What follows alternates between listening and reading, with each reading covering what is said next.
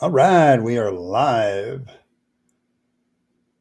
Welcome to the Rabyd Atheist live broadcast known as Rabyd Fire,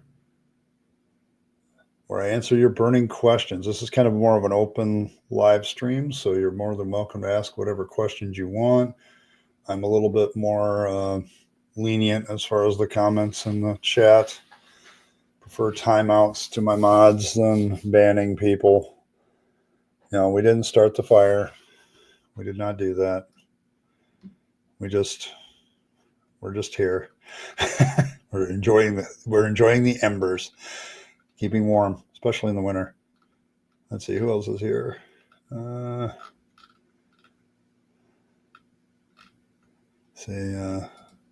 The artist formerly known as Asho, now Salty Cracker 2.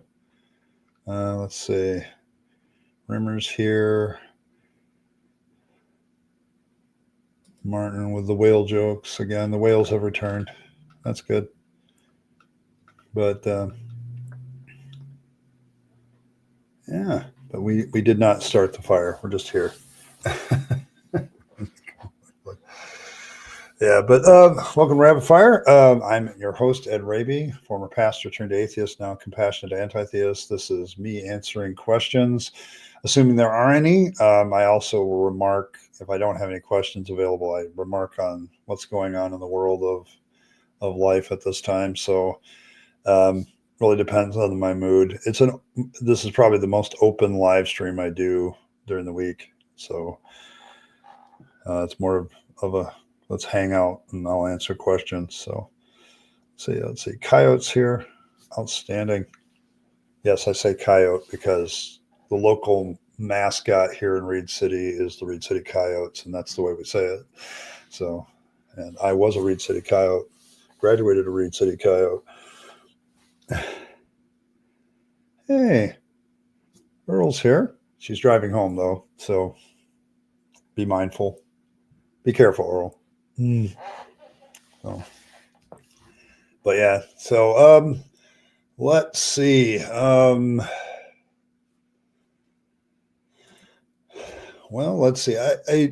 It's been an interesting week for the channel. It started off last week Wednesday with probably the most viral video I've had in a while, and all I did was talk about how the rise of precept is good news for atheists because people are definitely heading the more experiential, I believe what I believe and you have to prove it's wrong mode of thinking. So, wow, Rimmer, you're just the lyrics from what, 80s songs? Is this 80s songs now? It's just coming out of you tonight. I mean, don't get me wrong, I'm not complaining. It's just, yeah. So, but yeah, that's how the week started. I don't know. I've had some weird experiences this week with YouTube and broadcasting, and then the Deconverters Bible stuff. Deconversion Hangout was pretty cool this week. Had a good time there. Saturday was a good time. Had a great time Saturday at the end of it. Loved the asking the ladies in the room, Jesus, what red flags does Jesus have? That was a hilarious moment. We spent about a half hour at the end of the show doing that one. So that was fun. And then Saturday hung out at Asho's channel, talked to some great people. And then yesterday, just, talking about when, God kills infants. So it's always a good time. But yeah, it's been a good week for the channel. So thanks to everybody who's been participating, been around. I appreciate all of you. It's just a fun time these days.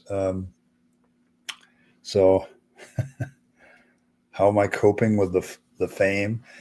I don't know if I'm minorly YouTube famous, so I get it. People know me. Like I went to a stream the other day that I hadn't been to that channel before. I don't even remember who I was, and somebody recognized who I was. So that's weird.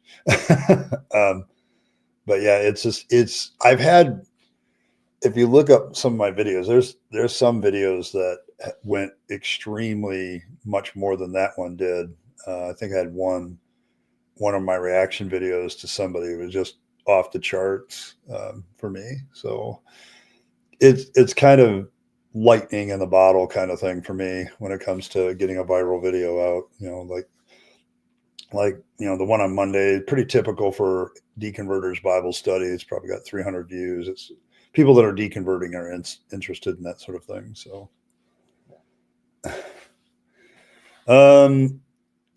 yeah, it might have been him. I have some other ones that I go against, like the ones with Jim Bob. All of them have pretty high view counts, and it's because it's Jim Bob. So it's like, when you connect yourself with the presuppositional apologist shock jock, their version of Howard Stern. So that's kind of how I view Jim Bob. He's the shock jock version. He's the Howard Stern version of presuppositionalists. So there's that. But yeah, it's those kind of videos when I do reactions to those kind of people do really well. I haven't done a reaction video in a while. I've got one planned, but it's taking long because I'm doing a lot of research on this one. So,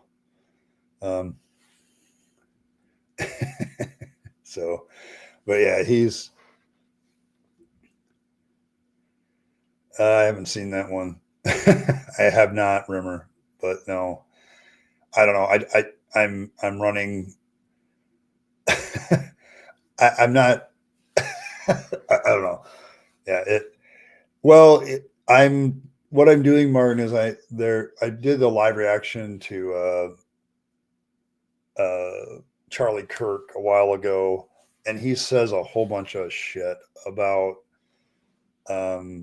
history and the connection of the founding fathers to various things, and it's like I'm not doing like super deep dive research, but it's like stuff that you can figure out on the internet that why he's full of shit. So, all right. What's my political stance? I am a classical liberal libertarian, so I tend to be very independent as a voter. So,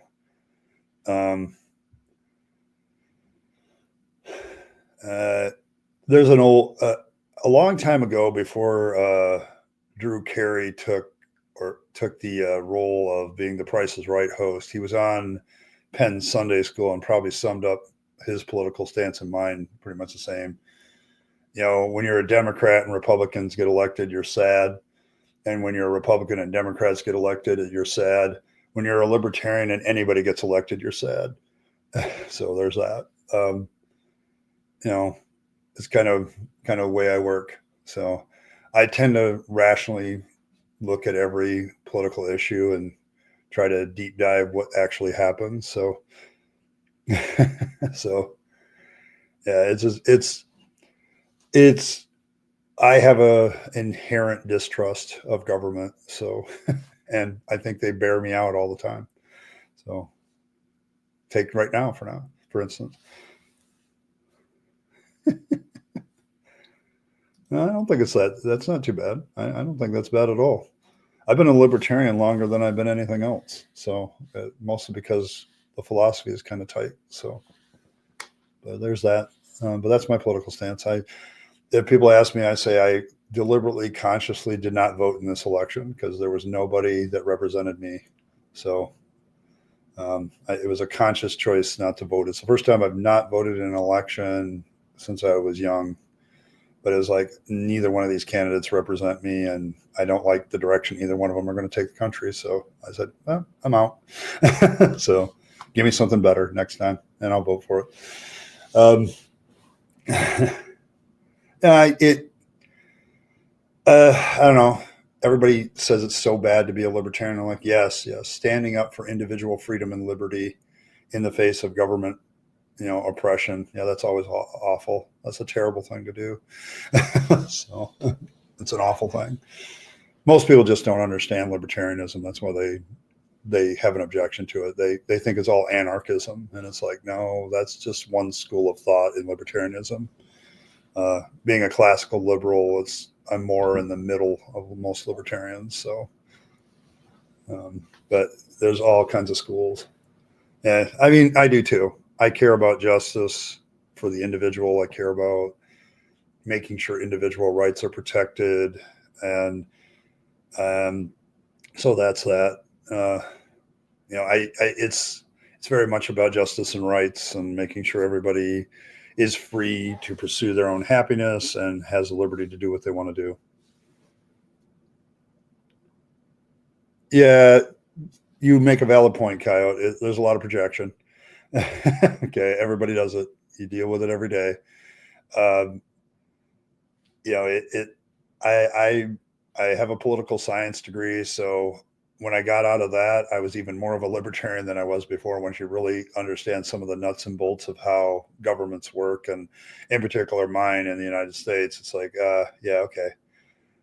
But yeah, it's projection.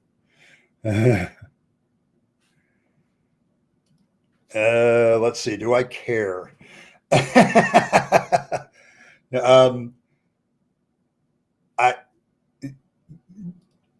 Is it my big break? Is it really? Do I want that to be my big break? That's a good question. My problem is my last video I did on Jim Bob, I basically called him dishonest in the way he does apologetics. So, well, he's more than welcome to roast me. That's fine, because that's all he's got. He doesn't have good arguments against me, so he's got to personally insult me. It's like, I know what you're getting at, but it's like, but I haven't even seen it, and I don't even want to, because it's like, I have so little care in what he has to say. Okay. Because after, I reviewed his 3 videos. Okay. And they were so bad. Okay. Like, as these arguments against atheism, they were so bad. Like, the first one is like, atheists are hard determinists. That's why they're atheists. And like, that has nothing to do with atheism. And the second one was the same. I don't even remember what it was about. It was like,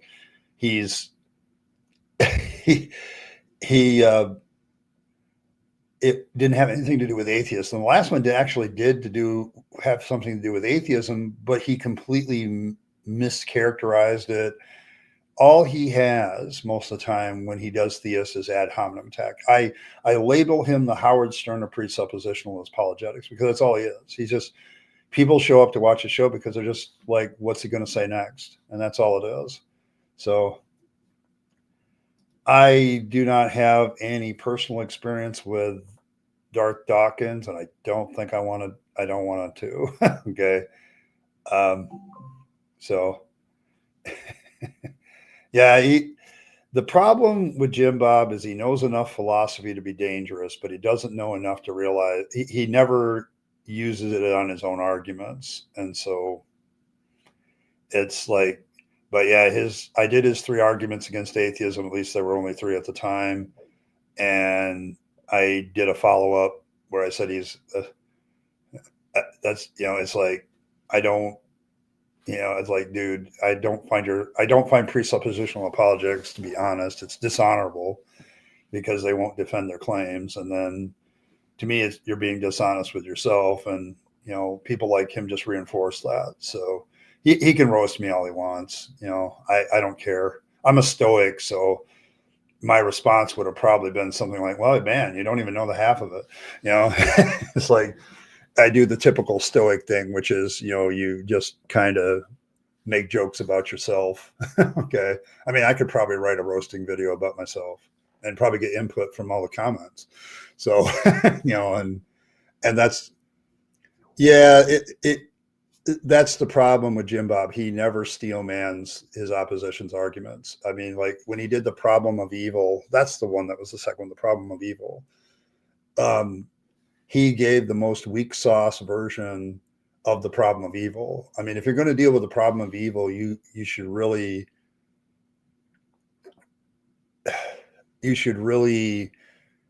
like get the hardest, most difficult one and then debunk that. Okay. And then that would be, so yeah, it's,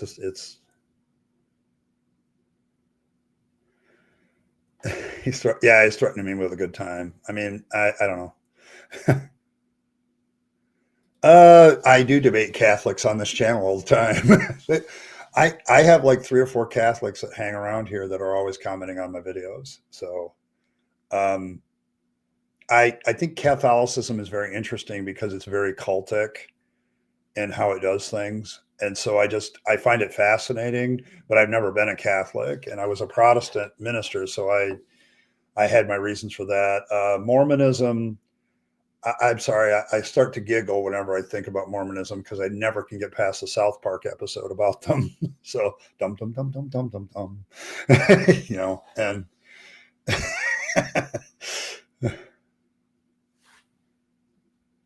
why is it the least logical? Atheism really isn't about how is it. There's nothing to claim and there's nothing really to prove. You just don't believe. How is that? How is that illogical? Okay, I mean, you say that, and it's like, how so? If you don't find any evidence for any of the God claims convincing, it is the most logical thing to be as an atheist. So it's like that just is what you become. It's not a question of logic at that point. It's a question, I don't buy any of this shit. Uh, it, some people will openly claim that God doesn't exist, but others say, I just don't see any evidence for the existence of a God. And so you, by default, become an atheist. It's not, I'm not even really sure it's a logical position from a reasoning point of view. It's just, who says we don't believe in anything? It's not, belief and logic are two different things. Okay. Logic is about reasoning and coming to conclusions, or checking your reasoning and your conclusions. But if you don't find the evidence for any gods convincing, you are by default an atheist. Okay. It's just, you logically basically reasoned that the other God claims don't have enough evidence, and they don't. And so that's where you find yourself. I don't think belief and logic really interact very much. Okay. I mean, and I saw people confuse this week. You know, they're confusing agnosticism and atheism again, because agnosticism is about knowledge. Do we have enough knowledge to know? And belief is, do I believe in something? Okay. And it's not saying that we don't believe in anything. Okay. It's just that the evidence for the existence of gods just doesn't convince us. And so by default, that's where you end up. Okay. So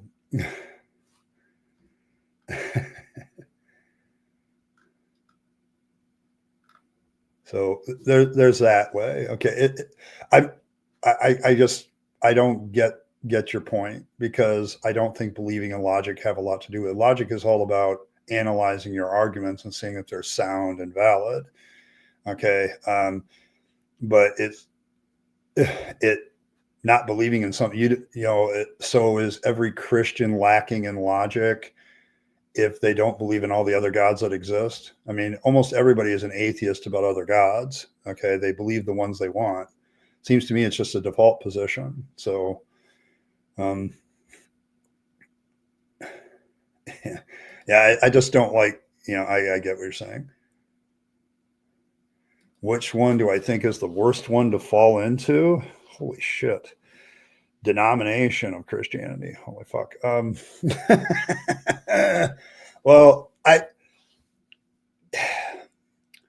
that's a hard one, because I think it's more because I've seen elements of what I would consider bad Christianity in all the denominations. But what I'm talking about is like falling into something ultra fundamentalist, ultra, you know, holiness controlling, that kind of thing, because it's so repressive to individual liberty and freedom. I think that, mm, I think that's probably how is it a cop out? That's just an observation. I mean, if you don't believe in Odin, you are an Odin atheist. Okay, you just don't believe in Odin. And not believing in any gods is just the same. You just get rid of all of them. It's no different.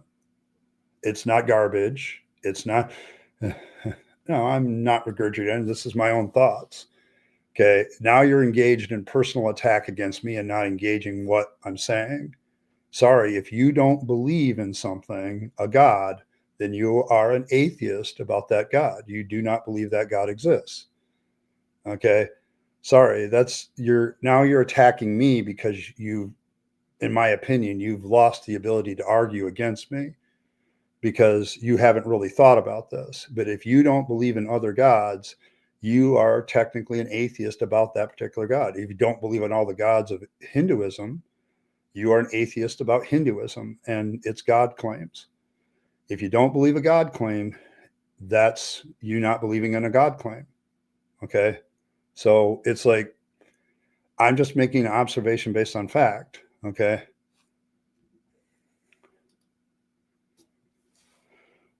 No, it's not about believing in everything or nothing. Once again, you're putting us into a false dichotomy and that's a very black and white fallacy by you. Okay. That's not a logical fallacy by me. It's by you. It's all or nothing. And atheists aren't all or nothing. Okay. I will literally tell you which gods I think have more evidence than others, but I still think it's bad evidence. But it's just an observation.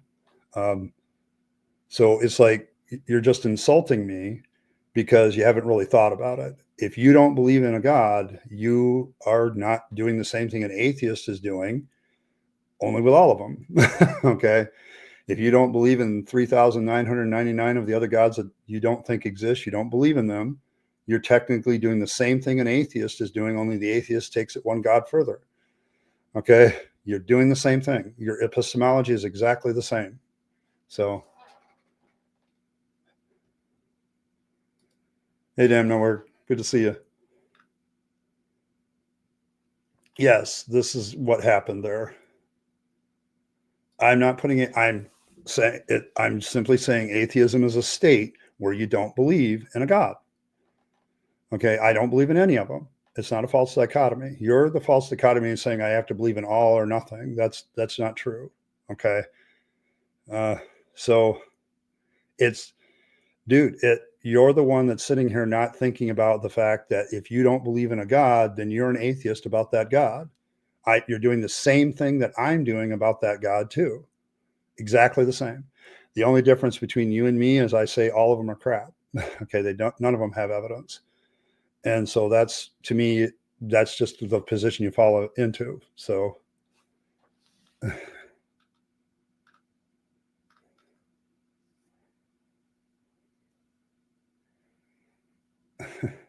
eh, yeah, I know or don't know, support with evidence or prove otherwise. I just, I, the thing about theism and atheism, it's about belief in a God or not belief in a God. So, because I do this with agnostics all the time because they'll say, well, I'm not really an atheist. And I ask them, well, what active belief do you have in any God or gods? Which one do you think do you believe in? Well, I don't believe in any of them. Well, then you're a flipping atheist. Okay. It's a default. Okay. I, maybe I don't, but it doesn't matter what your position on atheism is false. Okay. You're not thinking it through because if you don't believe in Odin, okay, you're doing the same thing that I'm doing when I don't believe in Yahweh. Okay. If you don't believe in certain gods because you don't think there's evidence for them, you're doing the same thing that I am that I'm doing with all of them. Okay. It's no different. Your epistemology is still the same. Okay. You're dismissing them because you don't think there's evidence for them. And I'm just saying there's not evidence for any of them. Okay. That's the only difference between you and me. So good to see you. Yeah, it's good to see you. I'm glad you could. I noticed that I'm kind of the only guy on tonight. So, um, okay. Well, thanks for being so. Do you have anything other than ad hominem attack? I mean, if you gotta just call me a loser and stuff, you're not really.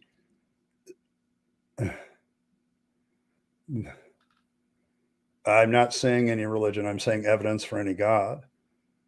See, you're conflating.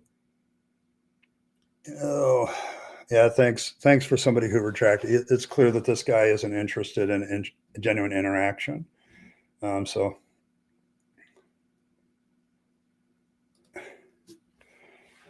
why do I talk about something or someone who doesn't exist? I'm an anti-theist because I believe that religion is a con.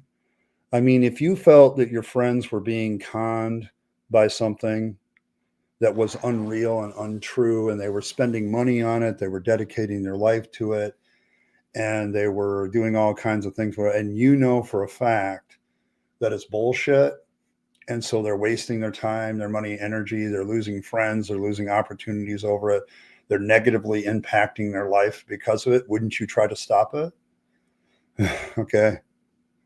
You know, so it I mean, I get this question every once in a while, but it's I'm don't believe God exists, but a lot of other people do, and they try to affect my life with their belief. Okay. And I also have a compassionate heart that says you're being fooled and you're being conned. And so I absolutely do know that for a fact, especially about Christianity. Christianity is one of the greatest cons ever. Okay. And anybody can do it. I absolutely know that Christianity is false. So, the Abrahamic religions, I will be an absolute, you know, Gnostic atheist about them. That I know, for instance, we know, for instance, that Moses didn't exist. We know, for instance, that Joshua's conquests are bullshit. We know for sure, that I'm very certain that, the Gospels don't present any evidence because they're all hearsay. All the accounts in them are hearsay. I mean, I can go on and on with a list of things that's false about a lot of religions. And so, yes, I talk about these things because I have the right to, number one. And number two, um, you know, why do you talk about something that you think exists? I just have the opposite reasons. I don't understand. I never understand this question. It's almost like you don't like it that somebody talks against your faith. And so you get pissed off about it. And why do you people talk about things you don't? I talk about religion, and religion does flipping exist, and it is a trap. Okay. I absolutely do know that for a fact that it's a trap. Okay. I've wasted a lot of my life being religious. I was 40 years a Christian, 20 years a pastor, wasted tons of money, time, and opportunities, lost a lot of good people that could have been my friends because they didn't follow my faith. Probably married the wrong person because I had to stay within my religion in order to marry somebody, and it ended up being a bad marriage at the end. So don't give me this shit. Okay, I absolutely know that it's a fact.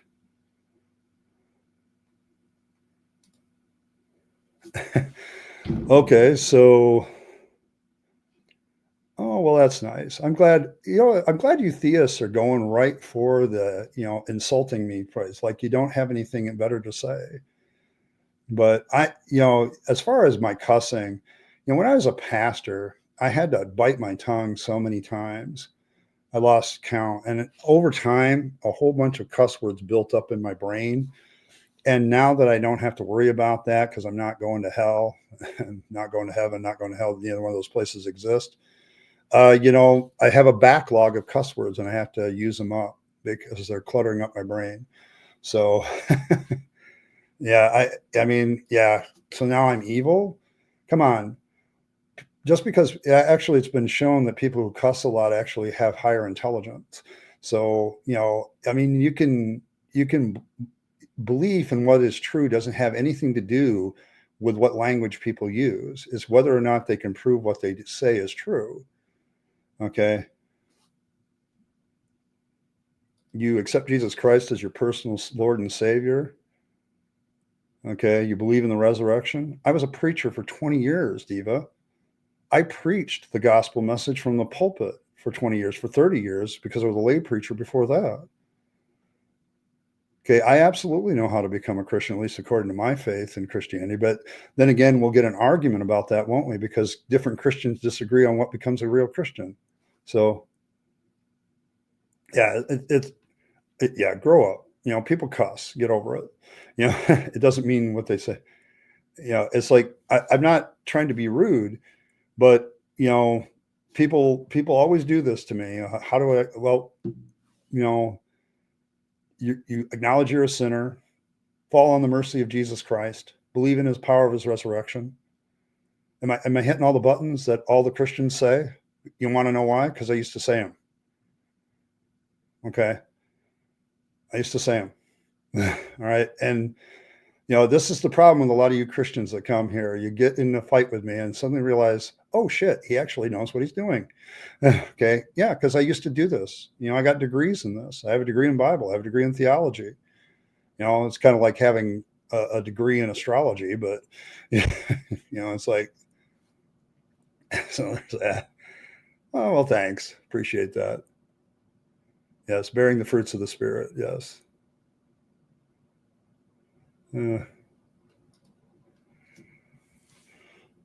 Yeah, clutch at their pearls that I said a bad word. Oh no.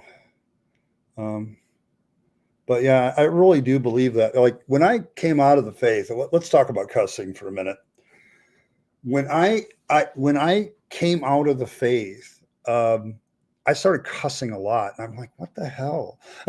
And I suddenly realized it's because all my ministry life, you just have to bite your tongue about stuff, okay? Because and trust me, people in the church give you plenty of reasons to cuss, but you can't do it.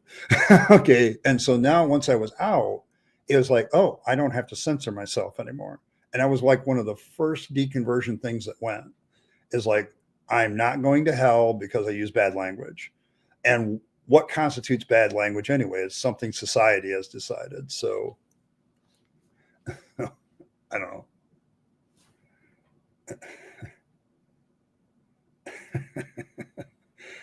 Darn it.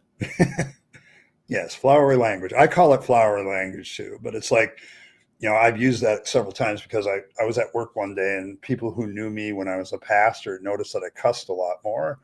And I said, well, I've had to store up a bunch from the people in my church over the years that I wanted to cuss at, but I couldn't. And now I've got a backlog of cuss words, so I'm trying to get rid of them. So the problem is I keep living life and more people put more reason for me to cuss in there. So yes, it's an art. I think it is an art form, Al. I do. I think it's hilarious. So, dag nabbit. There you go. Yeah, I know, John, because I've been out that way. My son lives in New York. I haven't been to New York City, but I find that upstate New York is the same. So it's a cultural thing. So that's good. That's good. Yeah, I could talk about that a bit.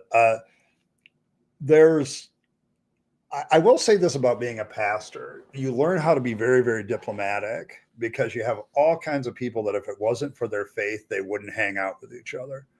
I mean, I knew, and so they all have different goals and objectives and things like that. And so I tried not to be so much annoyingly nice, although that is a part of my personality. Like I've told people I'm wired backwards because I will be absolutely over the top, annoyingly polite and nice to people I hate. Okay. If you see me being so overly polite and nice and thank you and all this other crap and just it means I hate that person. If I rib them and insult them, I actually like them. So I'm wired backwards in that regard. So you're a card carrying Satanist. That's good. I'm glad to see you've taken up another hobby, Salty Cracker. Yeah. Yeah. What is bad language? Is it the intent of the words? So it's like, that's the thing. I mean, because, if I go to a different culture, is the F word, the fuck word actually bad? Like in certain places of the culture, it's like seems normal. Yes. I think the F word is the most versatile word in the US in the English language. If you really think about it, it can be used at every part of speech. So, yeah, they probably did swear more in the 19th century. They had more to cuss about, you know, new inventions every day. Holy crap.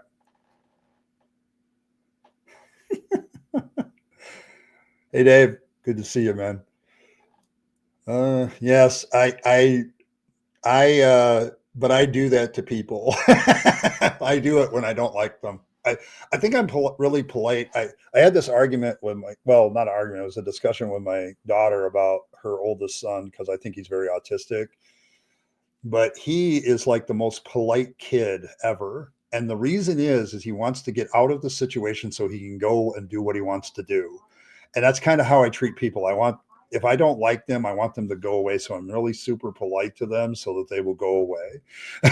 And me and my grandson get along there pretty well. So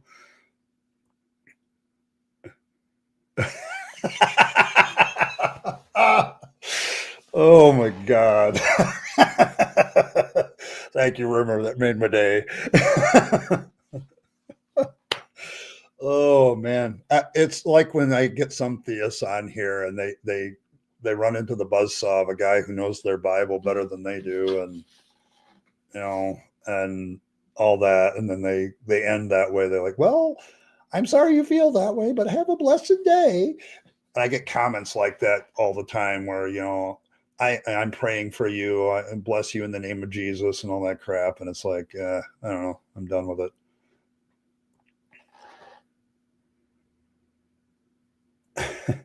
Yes, yes. Yeah, it's a hard job to be in that chair. I'm glad I'm no longer in it. Yes, this has been my point. I think part of my problem in the church was venting up emotions, and one of the good ways to get rid of bad emotions is just to cuss about it. Um, it's it if it doesn't escalate to a disagreement, yeah, I think so. Yes, there is, and you just said it. Bless your heart. That means so many things in the South. It is such a versatile phrase in the South. I never realized how versatile it was until I lived in Texas for a year and a half.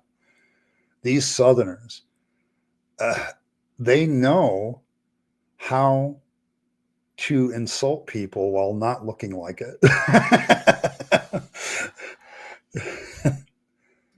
Hey, welcome. Welcome, John. About a quarter of my ancestry is from the Netherlands. So, are you from Holland, Michigan, or Holland overseas? Because there is a Holland, Michigan too. That's like literally an hour and 15 minutes away from me. So,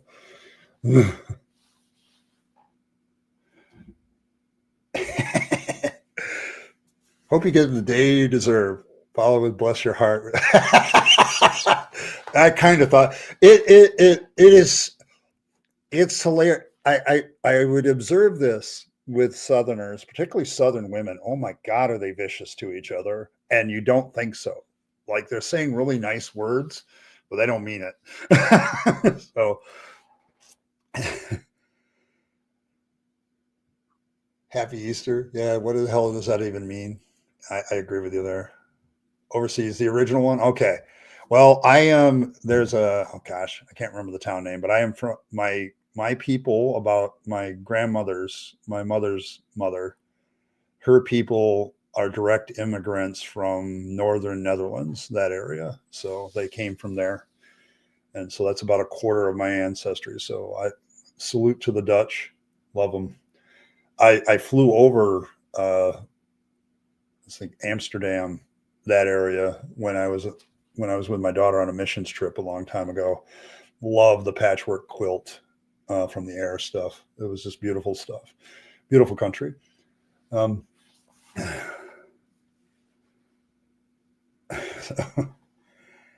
uh, passive aggressive. Yes, very passive aggressive. Yes, it's a very patronizing thing. I think that's why it's in.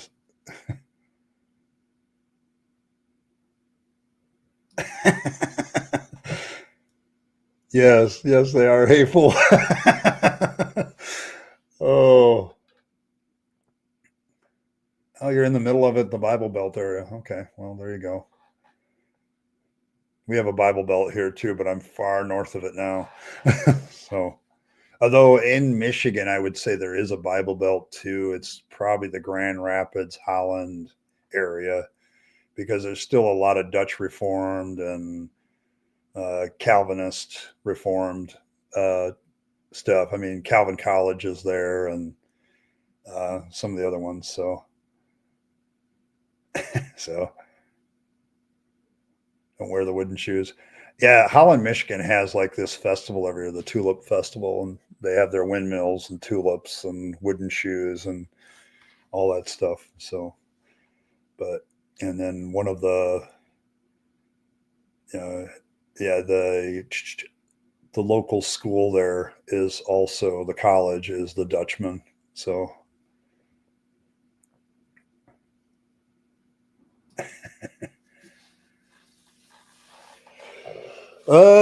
no, I don't know if I've heard that claim. I wouldn't be surprised if they would make it.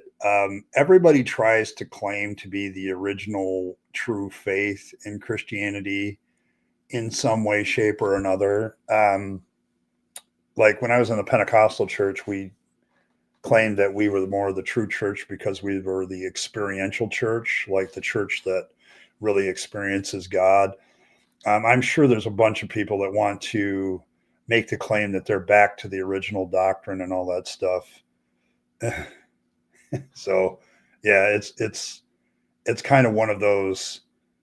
Um, I think every denomination of Christianity tries to say they're the true one and trace their origin back to something or some experience. A real scholar, okay. I know what you mean, but yeah, it's funny about like scholarship among religious circles, how low bar that is, from Bill on down, low bar Bill on down. Oh, that's too bad. I'm a metal fan. So,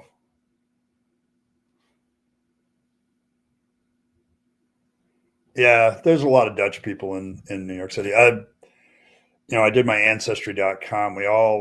Most of my ancestry comes through the New York River Valley, the Potomac River Valley. So, um, my mom's got a pretty deep history between the Dutch immigrants on one side and the tracing her lineage all the way back to the original Connecticut colony on the other, on her father's side. So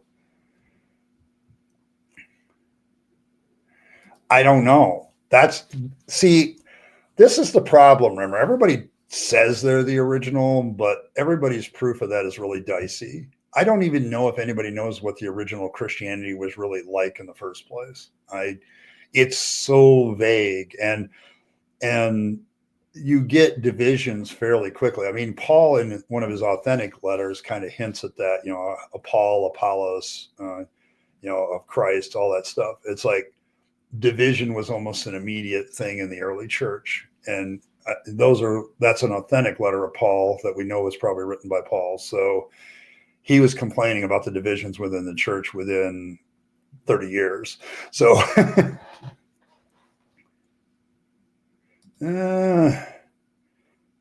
God is in those ways. Yes.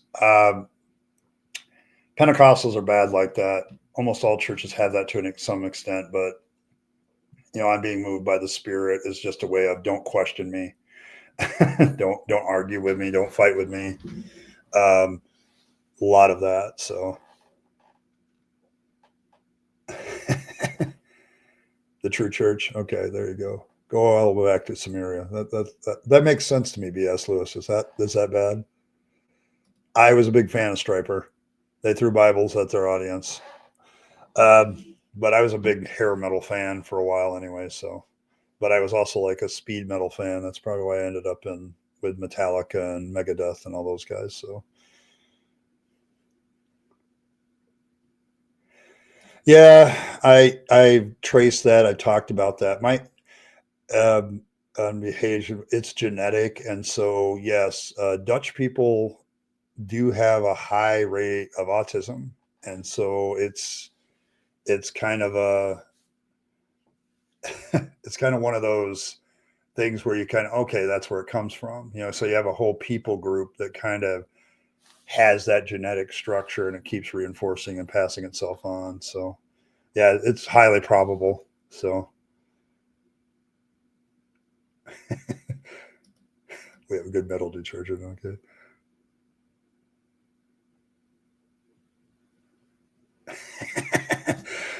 Our church founder knew he was there because he was visited by an angel of the Lord. He was born. Oh my God. Yeah, a lot of people get visited by God when they're in certain mental states. But yeah, I knew so many cults like that. They're still around. Like I know there's a church probably about 10 miles from here that the guy claims he's the last revelation of Jesus Christ or something. I can't remember what his name is. It's not a very big church and probably unknown, but yeah, it might have been. I agree. It might have been performative.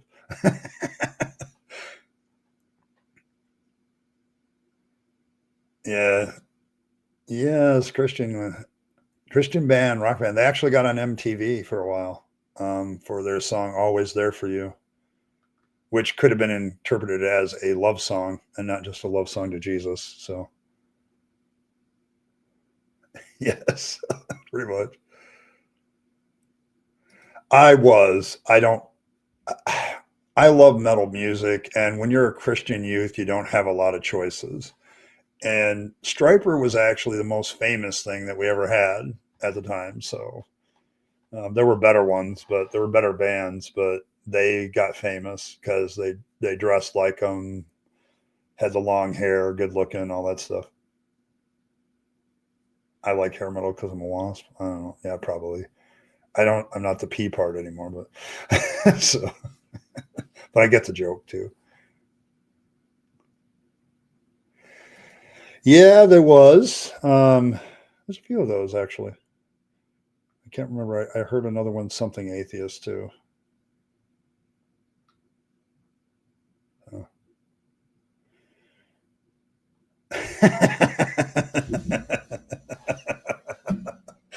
Oh yeah, okay. I like Queen. Yes, I like Queen. I like a lot of music, guys. It really depends on what mood I am. I'm all over the place. Like I'm when I was in Texas and went to the Ren Fest, I started listening to a band called Tartanic.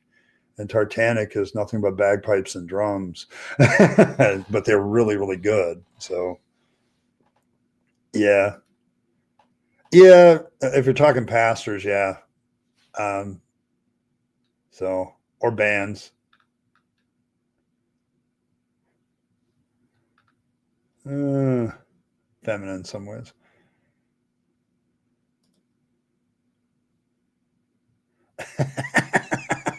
Yeah, because when you get to the point where you realize it's genetic and you start tracing it, yeah, the Germanic Dutch area kind of seems that stoic, it just lends itself to autism, I think. And just it's interesting that that's kind of where it seems to come from. That there's a genetic trait there. So maybe we shouldn't blame people for being emotionless and masking all the time because it just might be genetic. Really? Scandinavians have a Jesus reincarnation? Damn, I missed that. How does that work? I want to know how that works. How does Jesus reincarnate himself? That kind of seems very Hindu to me. Is Jesus become a Hindu? Yeah, it's the thing with me though. When I was growing up, is I had a collection of probably 300 Christian rock band tapes, all kinds of different types of styles and stuff. And I could tell you all about those bands. But I also sneakily watched a lot of MTV, and so I knew all the other ones too. So, um, yeah, you've heard of Tartanic? Yeah, they're a great band. I got to meet the leader at there, and some lady took a picture of me and him, but I never got a copy of it. But I was dressed in my full dark wizard regalia, hood, the big staff I have in the corner. You can see the tip of it there with the raven, but see, it's in some of my other videos. But yeah, I started listening to them. I really love their song Briefcase. So yeah, I'll look up Pictus. I like that kind of stuff. Let's see. They had lyrics in, yes. Yeah, I became a Black Sabbath fan after a lot later in life. So there's that. But yeah, I loved Tartanic. They're a great personality. When they perform live, it's very interesting because they have the two Scottish bagpipe players, and then they have two drummers that are playing like this big side drum kind of thing. And then they have two girls that are basically because we're at a Renaissance festival, you're playing the crowd, and so they have like two girls also kind of dancing to the music and stuff, and working the crowd and stuff like that. It's a good time. It's not just good music. It's a good time when you go and see them. So yes, yes, he is. And as I get through my questionable witnesses, we're almost to John the Baptist. In fact, I have a whole part dedicated coming up to John the Baptist because he is a weirdo. Um, the problem with him is he feels very much like a needed write-in character in the story because these people creating this messianic stuff suddenly realized that some of the passages they were using to create this messianic figure included this thing called the forerunner, like somebody was supposed to precede the Messiah. And the problem with John the Baptist is he really feels like a written character. Okay, like we got to come up with a character that fits that role. And so there's that. There's that. So, yeah. I remember it so well. The Garmo and Key. I used to have a couple of their albums. So, but yeah. Let's see. Boy, some of you are giving me Messiah Prophet Band. I remember those guys. I had their albums. So, good music though. It was good. It was good, heavy, solid metal. Yeah, I've already checked out the Dropkick Murphys. They're pretty good. But but that's just thing. It's like that's one of my musical tastes. Okay, it's like that's the flavor of the week, you know. And then I'll get into something else, and it goes all over the place. It really depends on my mood, and a lot of it is like I love harmonies, things that work together. I think that's probably why I like non-electrified music because you have to work together to make a good sound, and so it's kind of cool.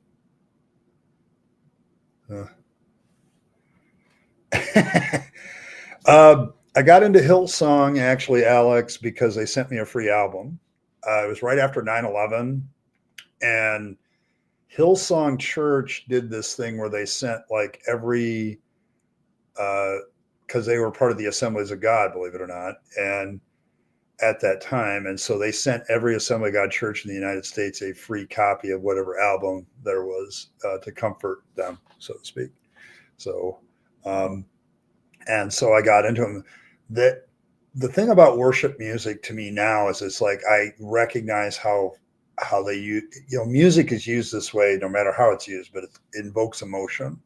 It invokes a very high sense of emotion, and so it's no accident that music becomes a part of Christian services, although there are some denominations that get rid of it. So, yeah, I know that, and that's the problem because even within the Gospels, they kind of deal with that controversy because a lot of people felt that John the Baptist was the Messiah. Okay, it's like I say, people go to Monty Python's Life of Brian and all that scene with all these messiahs. I'm the Messiah. That's more truth than fiction, as funny as it is. So there was just a lot of people claiming to be the Messiah, from Herod the Great to and his followers to Jesus to John the Baptist. So yeah, they're kind of, when you get out of the faith, you look back at it and it's like I can't listen to the album because it's just like it really is really bad. Okay, so I got out of it. Yeah, I hear you. Some days it's all about the blues. Yeah, me too. Me too. I've seen your list, but yeah, it's I don't know if it's an autistic trait or just my personality, but I gravitate to a lot of different music, and I'm not one of those people like that hates on any other. If I don't like something, I don't hate on it. I'm like, oh, that's awful music. I just don't do that because I never know. Because one day I'm like listening to something I can't remember what it was. I'm like, I used to hate this, and now I like it. So so.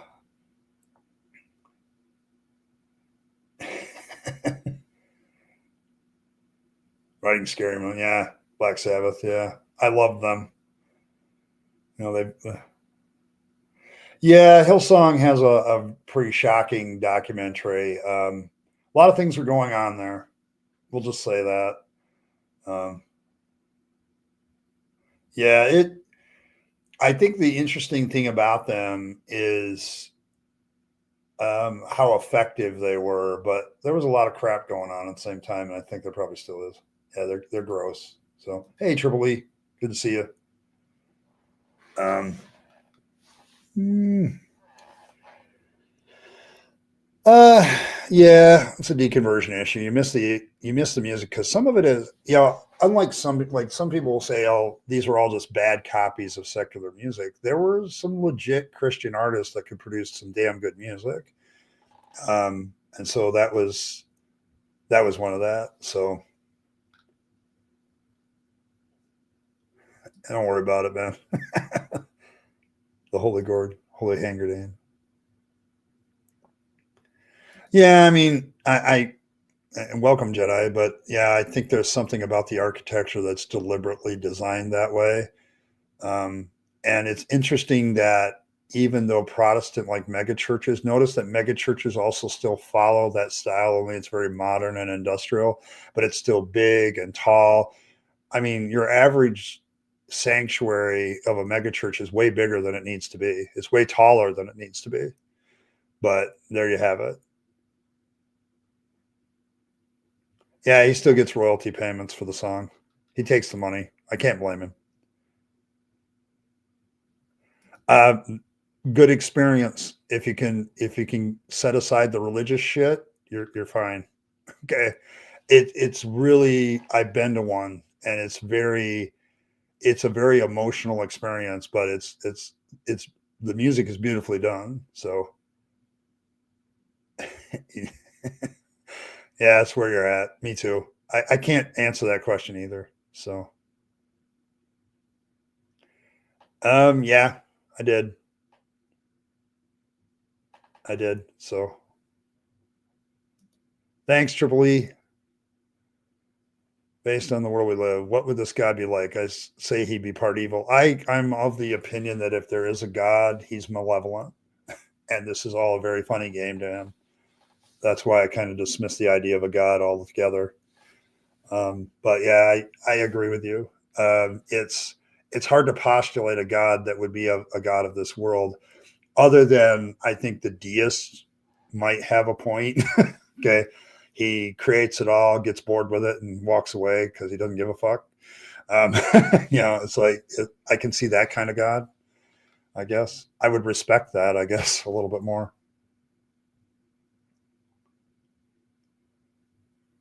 Yes, I did that on purpose. they, they did damn good music. So yeah, that's the thing. There's plenty of good music. I mean, there's a reason why Christian churches are successful, and a large part of it is music. They know how to do art and mix it with their religion.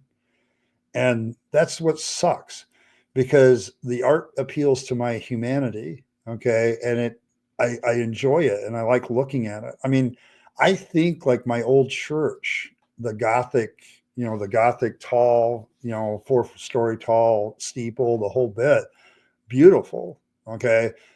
But at the same time, it's like, oh, God damn it, it's religious. Yeah, and I think I heard that one of the DC Talk members left and is no longer a Christian. I think he quit Christianity. So I can't remember. I heard that was a rumor. I remember T Bone. I remember him. So, but yeah, there was a lot of Christian rappers out there too. I wasn't really into rap.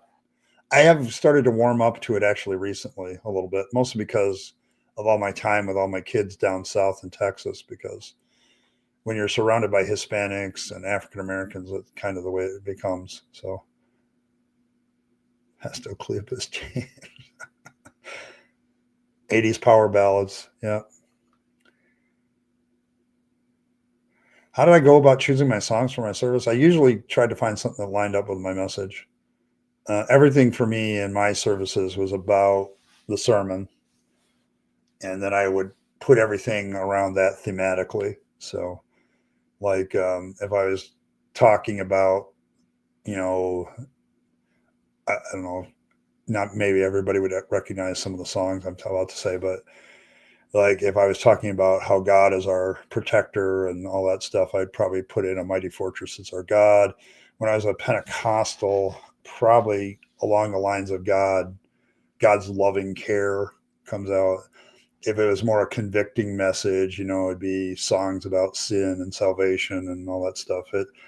I tried to keep, when you put together a service, they train you pretty much everywhere to make sure everything's thematic, that it lines up with it. And there's a reason why like Pentecostal churches do their music first, because they want to get you in emotionally and then give the rest. Because once I have your emotions, I can do anything with your opinion. It's why politicians and preachers both do that. They both try to draw you in with the emotions.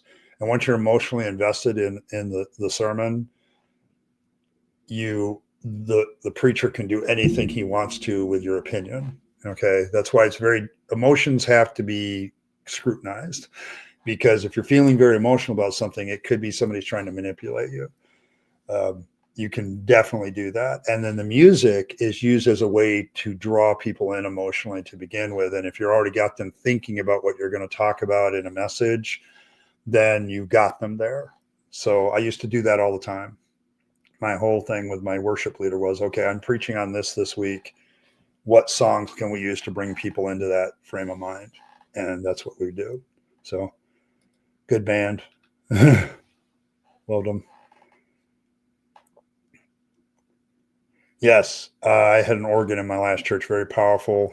Same thing, emotional effect. Yes, Kerry Lee Green. Yes, I remember him. Yes. There were several. The guy who sings Some Kind of Wonderful. What the hell is his name? Um, She's Some Kind of Wonderful. He became a Christian and changed the words to the song to My Jesus is Some Kind of Wonderful. I remember that so distinctly when it happened. So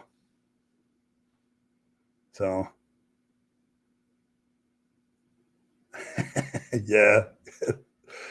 When you really look into this stuff and where the mythology comes from, you start to notice all kinds of things. So, but yeah, Earl's shocked by this. I don't know what you're shocked by, Earl, but yes, emotion is the key to running a good church. The unless you are going to draw, if you're in a big city, you want to draw the emotionless people, then be a real strict something. But even that has an emotional appeal, because you're appealing to the emotion of ego, of we are the true faith and all that stuff. You can do that. But I used to train us to create services that would draw people in emotionally, and then I would preach the message. Well, when you have people in an emotional state, and I speak as a former preacher, they are in a much more, it's very much like being hypnotized in a certain way. And at that moment, you can absolutely implant any idea that you want and they will buy it. Okay. That is how Christianity survives. That's how religion survives, is getting people into an emotional state and then implanting that this is the truth. And then that's also, emotion is a really good reinforcer, because it gets really hard to get people past that emotion. It's why right now I think apologetics is appealing to emotion far more than they are the intellect, because they know they're just trying to keep people in the faith at this point. They're not going to convince me. Okay. But with what they're doing. Yes. This is another aspect because you're bringing it up because yes, I get everybody in this emotional state. I can plant any idea. And you know what the best way to plant an idea is? Stories.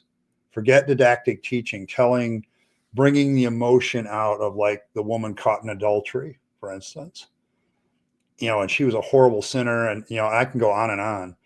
And then if I could get people into this emotional state with that, then I could say, and just look at how Jesus Christ forgave you. And so that means that no matter what you've done, God can forgive you. And that's the emotional punchline. That's the sales pitch. Okay. Salesmen, politicians, and preachers all use the same technique. Okay. They're all trying to get you in emotionally, get you into a certain mental state, and then they can implant any idea and then push it. Okay. It's psychology. So it depends on who plays it.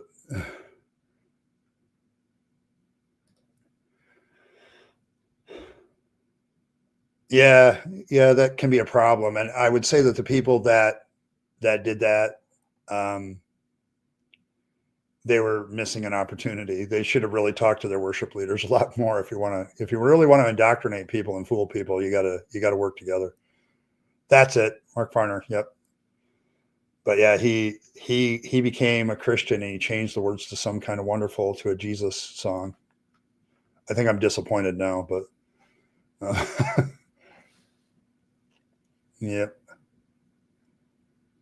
Yeah, and that's the thing because all of this is community building, okay? Because everybody has the same emotional experience. Everybody heard the same message. Everybody it's the one thing that religion has on everybody is this ability to emotionally draw somebody into this mythology, preach a message that is very practical but also appeals to the emotional chords, and then you story tell somebody into the kingdom, so to speak, and it builds such a good community from an emotional standpoint. That's why emotional connections in the church are so strong, is because everybody's having the same emotional experience. It's a con, but it's a damn effective one because it keeps everybody in the community. This early, why do you do this? It's like because it's a con, okay, and it's a very powerful and effective one, okay, and somebody has to talk against it. So yeah, they would steal from. That's also a very very religious thing to do is borrow from the culture. Always borrow from the culture. An example from my own, like I preached a series of messages in my last church that referenced like popular movies, like or songs, like I was preaching through Exodus and got to the 10th plague, and I called the sermon "Creeping Death," okay, in reference to the Metallica song. It's when you do stuff like that, it connects with people in the community, and you have remember everything's about getting a group of people together and staying together. So in the end, for the minister, now looking at it, it's so the offerings keep coming in. Okay. Um, yeah, that's psychological too. Standing, sitting up, doing it for a purpose, stuff like that. I could go into any church and break down the techniques that they're using, and any denomination does it. Yeah, before they just used the Crusades. Yeah, that's probably true. Yeah, yeah, yeah. The emotions are critical. Okay, they're important, but they're also lousy ways to make decisions, and they can be easily manipulated.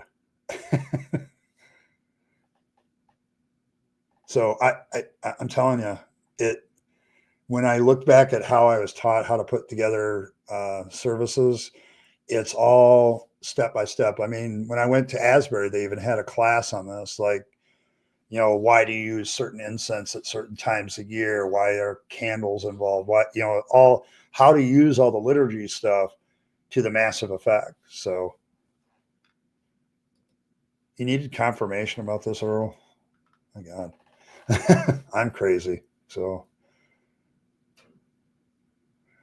Yeah, I mean, there's a debate on how much of this stuff is they know it's a con or somebody. I was a sincere minister until I realized it was a con.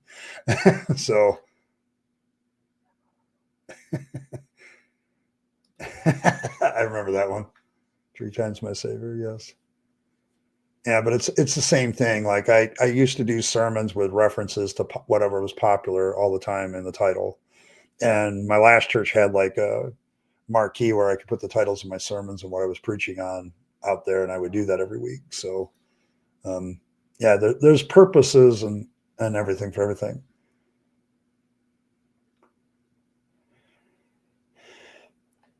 There's still I would Pentecostals still kneel, but they do it at an altar call.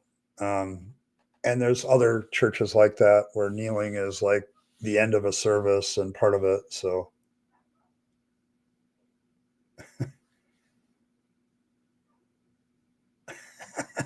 I don't know. It sounds like a self-examination question to me. Oh, to meet me, bro. I don't know.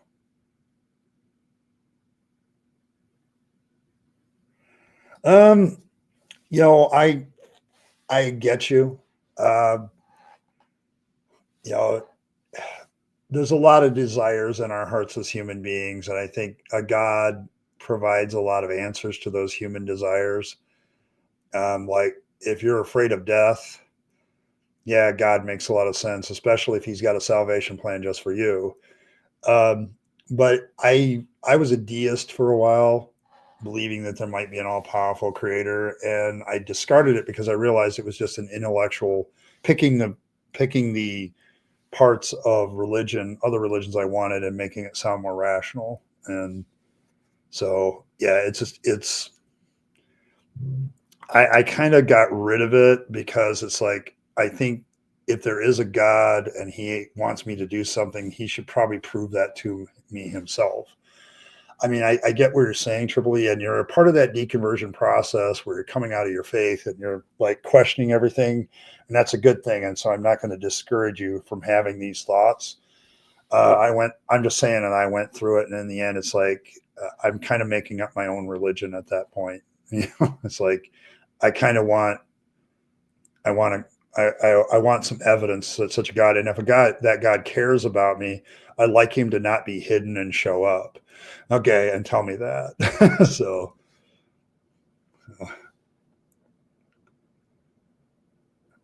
yeah, it's a really, when you put that in a different context, remember that's a really gross verse, but erotic, so it makes sense. The eroticism is very much hidden in church liturgy all the time.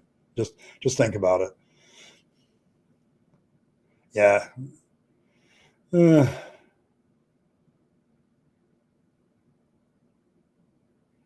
eh, yeah, I mean, I guess it depends on how you define good and evil, I guess,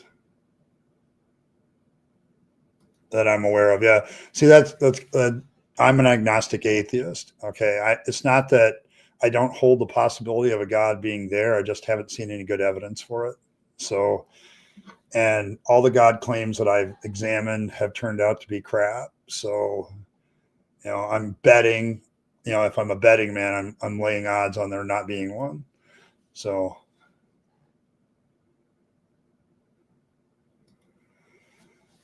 oh man, I would have to. My guess is it's probably one of the lyrics or part of the lyrics.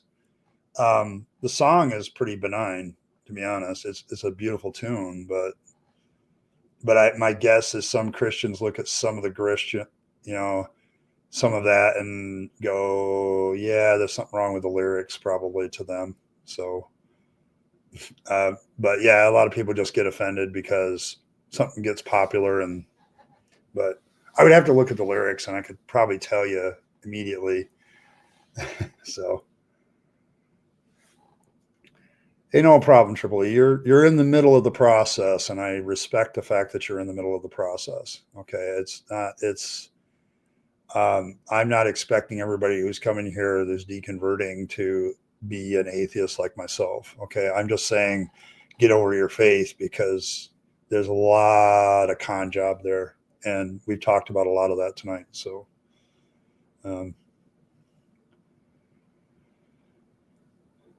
yeah, and that's the thing. And until I realized it was a con, I thought I was doing God's work.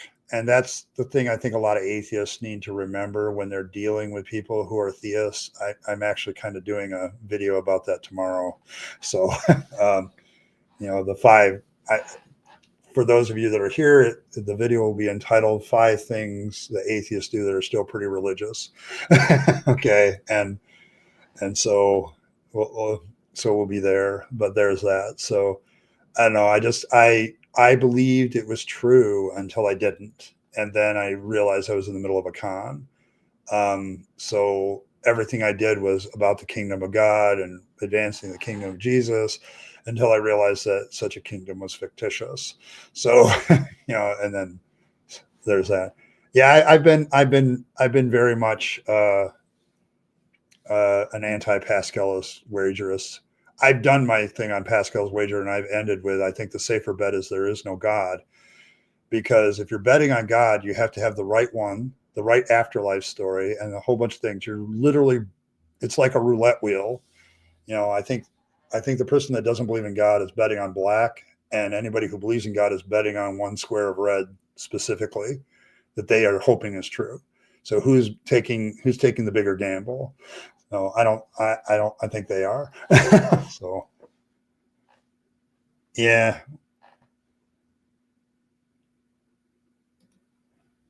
Yeah. Yeah, I agree with you, Michael. It's because that's the hard part to communicate, is that I don't believe. Okay. It's not, I don't avoid the word belief, but it's communicating to people why I don't believe. Okay. Um, so there's that. And that's kind of, you know, that's the issue for me when people come here, and like we had a guy earlier like saying it was dishonest. I was like, it's a default position when you just don't believe in something. You don't feel convinced by it. Okay. And so that's kind of where everybody, is. And I try not to use it, but in the context of everyday debate on this channel, I have to use it. Okay. And I have to have a good definition of it. I don't believe in much of anything. I have different degrees of trust based on whether something's proven something to me. Okay. Or I have good evidence for it. So, like, I trust medicine based on evolutionary theory. Okay. Because there's a lot of damn good evidence behind that. So, um, so there's that. No, it's not. It's definitely not.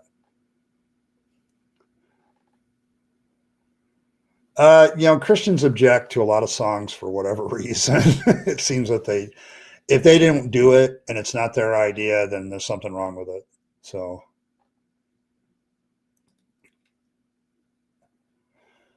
there's a lot of good channels out there that'll help you with that process. But I'm just saying to respect the process. That people don't just jump from Bible believing believer fundamentalist to atheist in 2 days. It doesn't happen. So,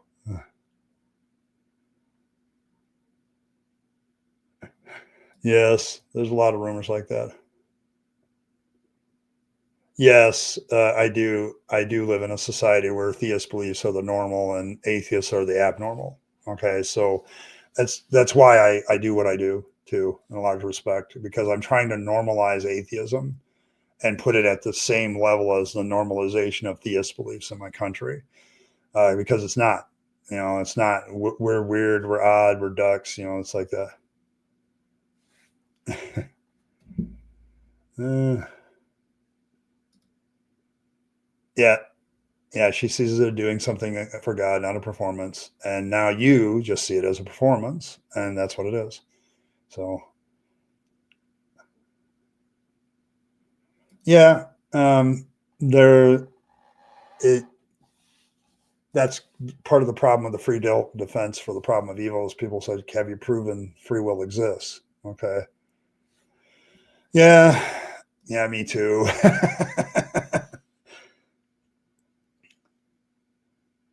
Yeah, there oh gosh, what's the song I listened to the other night? It came up on my playlist. Spirit in the Sky. Okay, because the guy in the lyrics says, I'm not I'm not afraid of death and all that stuff because I got a friend in Jesus. And I'm wondering back in the day when that song was released, what Christians felt about it. So but yeah, it's a nice tune, great song, and when I die, I'm going to the Spirit in the Sky, and I wonder what Christians thought of that one.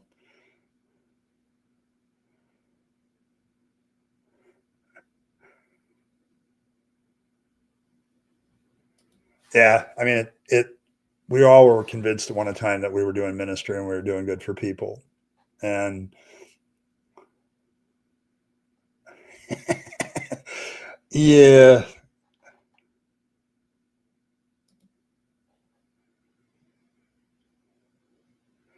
yeah, you're starting to understand belief and non-belief. It's not a choice. Okay, you're either going to be convinced of something or you're not, and there's not a lot of choosing about it. I think people can make choices to question, but I don't know. I've become more of a soft determinist than I used to be. There's just a lot of things that are out of my control. And so I'm, yeah, yeah, I know. But yeah, I know. I get it. I get it. Um, we do argue about that a lot.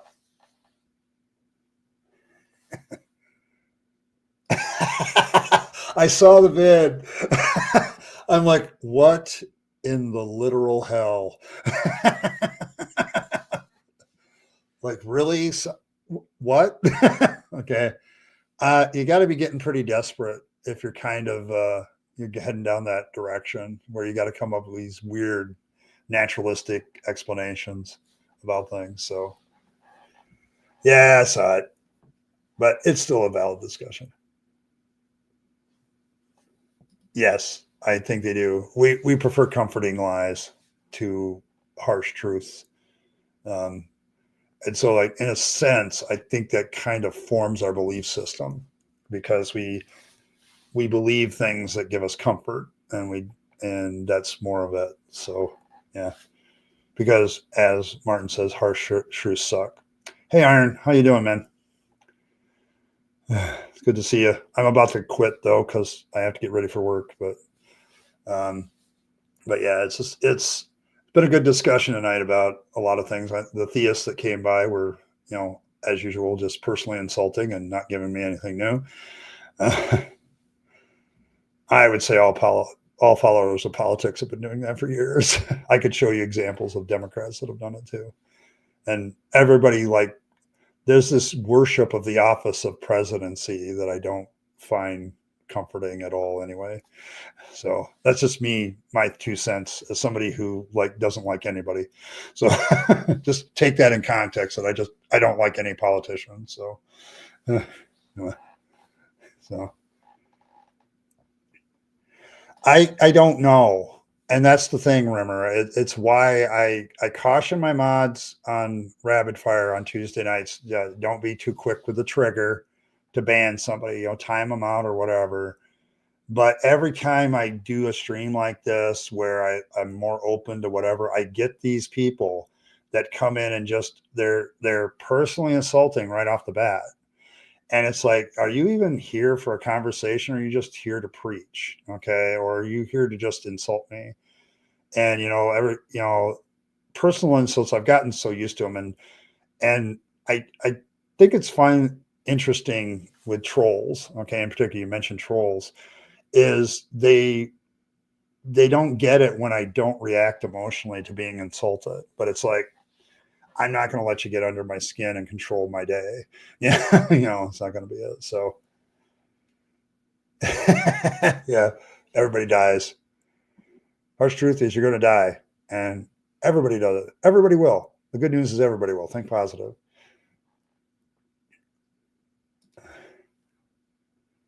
Yeah, I get it. I don't think the universe can give two shits about it either. Okay. I mean, on a practical level, I have to kind of live in the idea that I have choices about stuff. because it seems that way. Now, whether that's reality or not, it's like I still have to live in a world where people are asking me to make choices, and I make choices. So,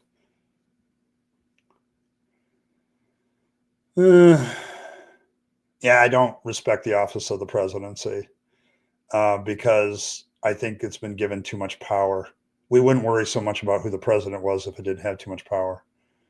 They need a, so there's that. Yeah, yeah, there's a lot of green energy scams too. There's a lot of scams. So I get you. Colorless and older. Iocane powder. Is that what we're talking about here?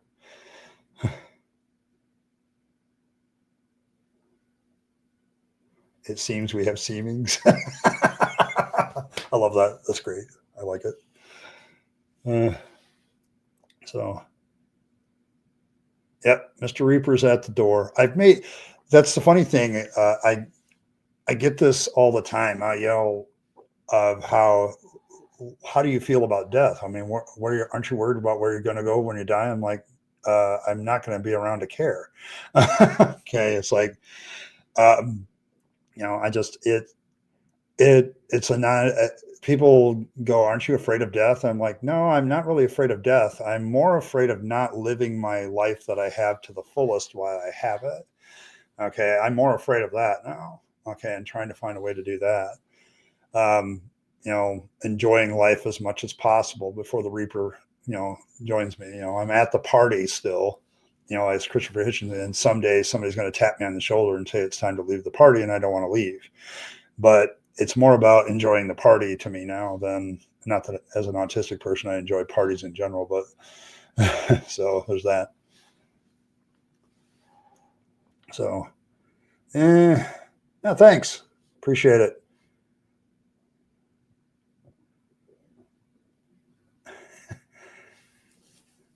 Yeah. Yeah. See, that's the thing. I suppose you could. I'm skeptical of all government offices because they're occupied by humans. So, yeah, there is a element of the scam behind it that covers it all. Yeah. Although I do like the idea of being independent of a lot of things that some of it could give me, but that's more of a technology thing than a green energy thing. Yeah, we usually actually have good discussions on our live streams. We have a lot of fun too. Like, if you want to see a fun moment, go back to Saturday's live stream and skip most of the video review and just drop to the end of the discussion where I simply ask a question. Ladies, what red flags does Jesus have? Would you date him? And after that, it just gets hilarious. Okay, so so there's that. So yeah, but I do have to run. I got about 2 minutes, and I got to start. Yeah, it was a good time, wasn't it, Earl? It was hilarious. We had fun. We had a lot of good fun on Saturday. So you can check out yeah, maybe I'll make a vid of it. See, I gotta get my intros and outros done, and I'm having trouble with that because I could take a lot of stuff from live streams and just slap an intro and outro on it and call it a video and make more money from ad revenue. But that one was hilarious. So, but thanks everybody. Appreciate all of you for coming out tonight. Appreciate Triple E for the donation. Thank you very much. Appreciate that. Appreciate all of my mods. You guys were great tonight. Thanks for being a little bit tolerant of the theists and letting them demonstrate their silliness. So thanks everybody. Appreciate all of you. If you haven't liked the video already, please do that. If you haven't subscribed to the channel, what are you doing? We're having a good time here, so subscribe to the channel so you don't miss a notification. Appreciate all of you. Oh, yes, and Earl reminded me about Thursday. We are doing a little bit of something special Thursday. We have something that we want you to help us make a decision about. So please show up for that. It's a deconversion, so you got to be a subscriber to show up and comment. So have fun with that. But yeah, we're making a decision about something and we want you to help us out with it. So thank you very much for that. And as always, do all the things. become a member, become a citizen of the Rabyd Nation, all the stuff that I'm supposed to do. And as always, live your best life, guys. Take all your time, money, and opportunities and spend them on yourself, the people you love and care for, and to make this a better world. You'll be happier if you do, and don't waste them on the trappings of religion and faith, because that's a dead end. And as always, thanks for stopping by, guys, and I will catch you next time.